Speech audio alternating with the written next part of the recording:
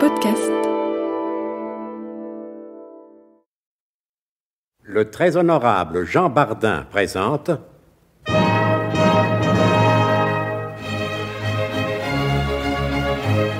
Bon baiser de partout. Une émission secrète de...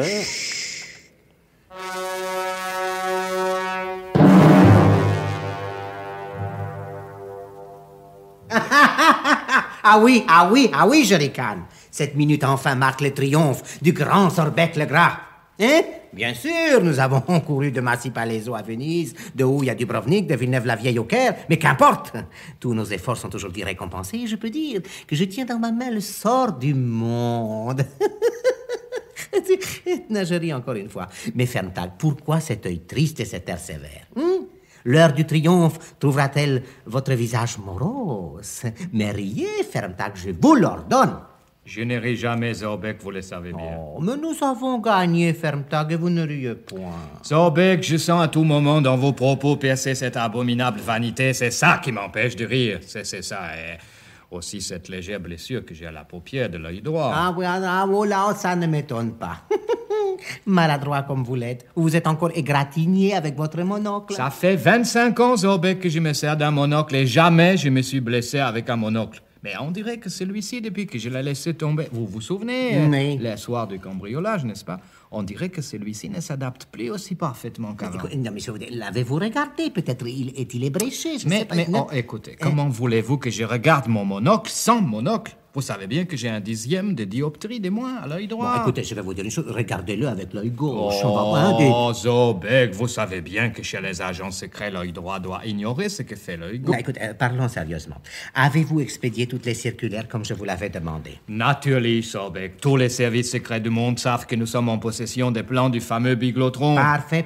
À présent, il ne vous reste plus qu'à sélectionner les offres les plus intéressantes. Ah, et il y a déjà une réponse au courrier de ce matin. Le Guatemala est intéressé. Qu'est-ce que le Guatemala? Mais qu'est-ce qu'il ferait du biglotron, le Guatemala? Comment c'est tout? Ni les Américains, ni les Russes, ni les Chinois ne sont encore intéressés, ni manifestés. Qu'est-ce que c'est? Non, Sorbec. Et pourtant, j'ai envoyé la circulaire à tout le monde. Oui, évidemment, il faut compter avec l'incurable négligence des chefs d'État. Voilà. On leur offre sur un plateau de quoi se rendre maître du monde. Oh non, mais ils hésitent, n'est-ce pas? Ils pensent à leurs petites amies, à leur réélection, à leur cholestérol. Ils pensent à n'importe quoi sauf à la grandeur de leur peuple. Voulez-vous que je vous dise, Ferntag, ces gens-là, ils n'ont pas de conscience. Eh ouais. Voilà, peut-être ils se méfient, n'est-ce pas? Qu'est-ce que ça veut dire? C'est quoi? Se méfier? Se méfier de Sorbec le Gras? Alors que depuis plus de 20 ans, je leur fournis tous les renseignements qui leur ont permis jusqu'ici de subsister. Se méfier? Vraiment, Ferntag, vous êtes comique, hein? Mais non, je vous dis, c'est de la négligence. Enfin... Espérons qu'ils vont se reprendre d'une minute à l'autre et que dans un dernier sursaut de patriotisme, ils vont se décider à débloquer les quelques millions de dollars que représente l'achat des plans du biglotron. Mais justement, Sorbec, les Guatemala, qui est très intéressé, nous demandent s'il s'agit d'une vente exclusive.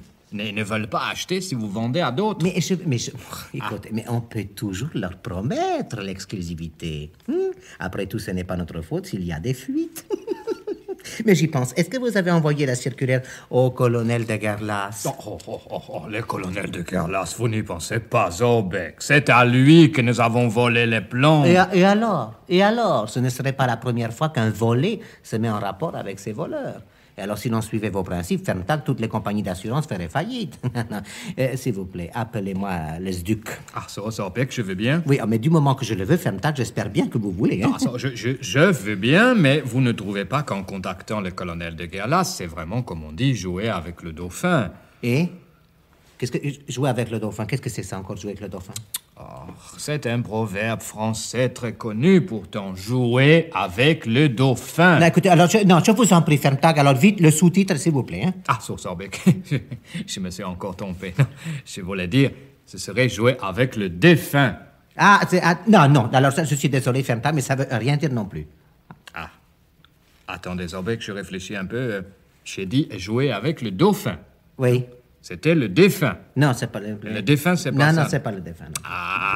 Ah, si j'avais connu l'école universelle plus tôt. N'est-ce pas? J'ai appris le français en étant dans une famille au père sous l'occupation. Oui. De gens charmants, d'ailleurs. Attendez, le défunt, Ah, Sorbeck, le vieux n'était pas très bavard, et quant à la femme, elle ne disait jamais rien. C'était le silence de la mère. Oui, non, écoute, alors, non, ferme-ta, hein, je vous en prie, vos souvenirs de guerre, ça n'intéresse personne. Ah, pourtant, c'était le bon temps. Au moins, on espérait que ça finirait un jour, tandis que maintenant... Appelez-moi les ducs, hein? Et quant à votre proverbe français, pour une fois, je m'en passe. Ah, Sorbeck, Oui. j'ai trouvé Qu'est-ce que je suis bête, Sorbeck. Ce n'était pas le dauphin, ce n'était pas le défunt. Je voulais dire qu'en appelant le colonel de Gallas, vous jouez avec le feu. Avec le feu. Avec le feu. Oui, c'est ça. Eh bien, feu à volonté. Dauphin. Oui, appelez le colonel de Garlas, hein, s'il vous plaît. Et l'homme au monocle ébréché appela le colonel de Guerlas. Allô, le SDUC, je t'écoute. Oui? Oui, attendez un instant, je vais voir s'il est là. Colonel, j'ai au bout du fil Zorbeck le Gras qui prétend savoir où se trouvent les plans du Biglotron. Raccrochez, mademoiselle Truscott. Mais enfin, mon colonel, je ne comprends pas du moment que ces plans qu'on croyait perdus, c'est Zorbeck le Gras qui les a aperçus. Raccrochez, mademoiselle Truscott, vous dis-je. Ici, je suis le seul maître à bord, après Dieu, et monsieur Maurice. Et comme elle venait d'en recevoir l'injonction, mademoiselle Truscott reposa le combiné sur son berceau d'acier. Ils ont raccroché, hein? Qu'est-ce que ça signifie, Zorbeck? Eh bien, cela signifie que la prochaine fois, ils répondront. Le grand Zorbeck avait prévu cette réaction. Le colonel de Garlas est vexé. Mettez-vous à sa place, Ferntag. Enfin, si vous en êtes capable, car je vous vois mal occuper une autre place que celle d'un Ferntag. Enfin, mettez-vous à sa place tout de même. Voici un homme qui a mis sur pied une opération coûteuse pour nous faire prendre pour vrai des plans qui sont faux. Et nous, grâce à la géniale intuition du grand Zorbeck, nous mettons la main sur les vrais plans. Que voulez-vous que je vous dise, n'est-ce pas? Il est vexé, c'est humain. Pour être le chef d'un service de renseignement, on n'en est pas moins homme. Oui, mais alors qu'est-ce que nous allons faire? Eh bien, pour le moment, rien. Attendre qu'il nous rappelle, car c'est lui qui nous rappellera. Croyez-en, le grand Zorbeck. Ah, Zorbeck, toujours votre abominable vanité. Et qu'est-ce que c'est, Atré? Monsieur Zorbeck? Et répondant à l'ordre donné, l'huissier valétudinaire et ganté de blanc qui veillait à la porte du bureau entra. Monsieur Zorbeck, il y a là un tas de personnes qui veulent vous causer. Nous vîmes, enfin, qui, mon brave, c'est... Ah j'ai les cartes de visite, il y en a une bonne trentaine. Bon, alors, écoutez, donnez-moi ça. Voilà, merci, et faites attendre. L'huissier valétudinaire et ganté de blanc déposa sur le burlingue de son patron la trentaine de cartes de visite et se retira pour faire attendre comme on venait de lui recommander.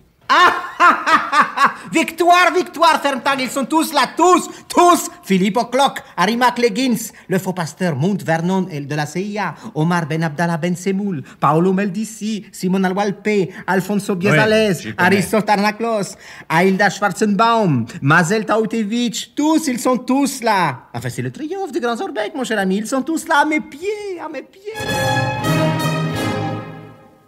C'était Bon baiser de partout. Une émission secrète de... Pierre Dac et Louis Rognoni. Avec Paul Prébois, Laurence Riesner, Alain Roland. Décryptage et mise en code, Jean-Wilfried Garret.